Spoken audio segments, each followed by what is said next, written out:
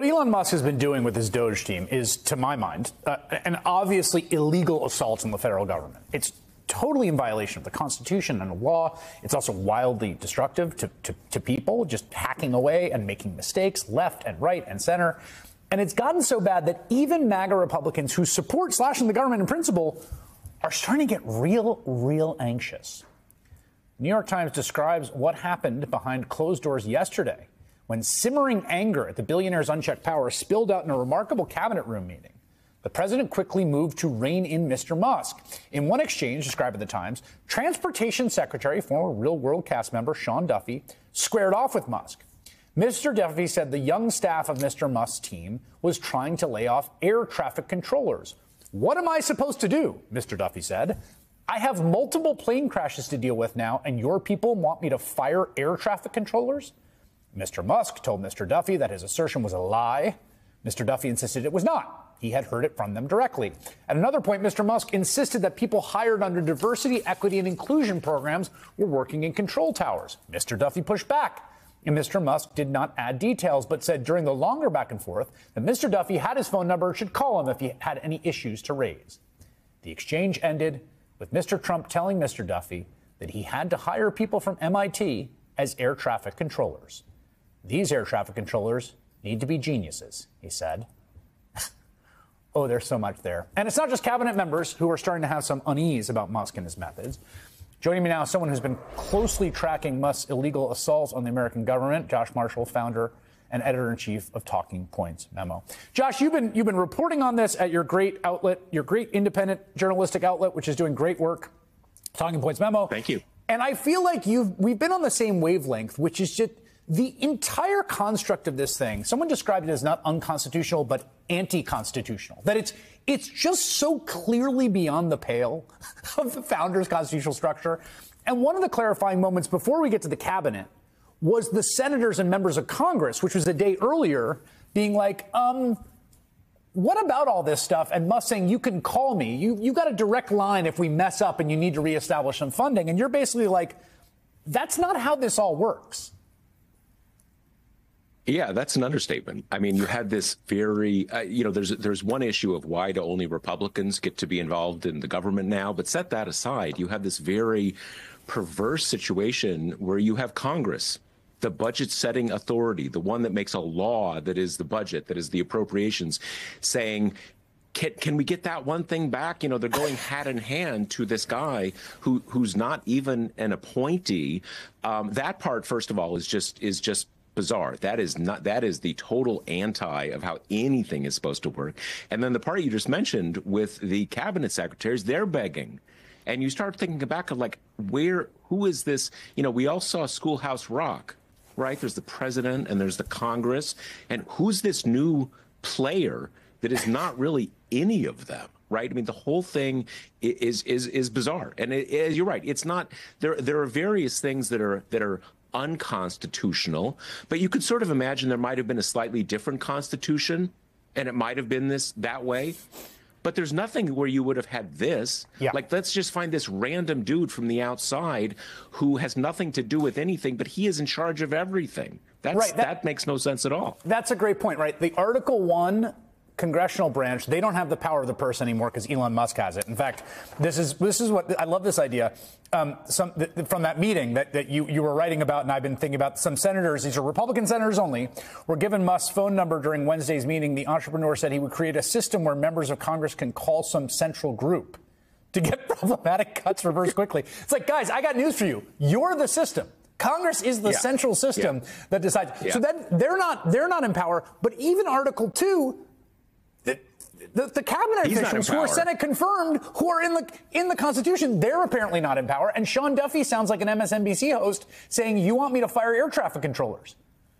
Yeah, I was going to say, I hadn't seen Sean said that yet, man. I'm going to run with that quote tomorrow, right? That's amazing. But yes, it's so perverse. And the one thing you get to, and what really came out, I was quoting from an earlier piece in the Washington Post, but about the same meetings with up on Capitol Hill. And what's so strange is there's one point where they say, on the one hand, they're saying, hey, we got to take charge back here. We're Congress. Yep. You need to run this by us. And then there's this transition in that piece where the Post authors say, but it's not so clear that the Congress actually wants to vote on this. That's right. Or if they're prepared. And that is the sort of the epiphany moment, because everything starts to come together there, where you see that they want to be out of the loop.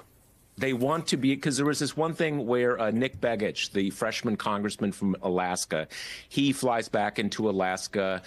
Some people kind of catch him there at the airport, and they're saying, this is terrible. And he's saying, hey, well, I'm out of the loop. I can't do anything about it. I'm just in Congress. And that is kind of, on the one hand, you say, oh, that's crazy and everything. But that is what they want here. Because if you're Congress and you want to say, hey, we're going to cut all these things, then you've got to pass a bill and you got to write it down. And then you have to say, do you want to vote for it or against it? And when you vote for it, then there's going to be an election. And you start to see how all of this comes together, where everybody wants to be out of the loop. That's right. The president's out of the loop. Congress is out of the loop. And it kind of works for everybody. Yeah, he's the hit man. He's the hatchet man. He's doing the dirty work, right? And everyone else can just be like, I don't know, and he never has to stand for election, right? So it's a sort of it's this perfect. And then you had this great scoop today, which is about, again, these sort of insane assertions of authority, this kind of authoritarian push, this sort of anti-constitutional authority.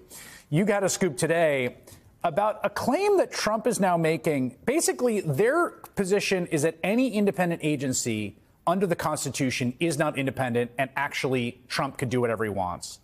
And they wrote this memo with this tiny little aid agency for African development, which was actually created by statute in 1980. We covered them yesterday, how their staff wouldn't let the Doge backpack boys in, although today they showed up at the U.S. Marshal and got in.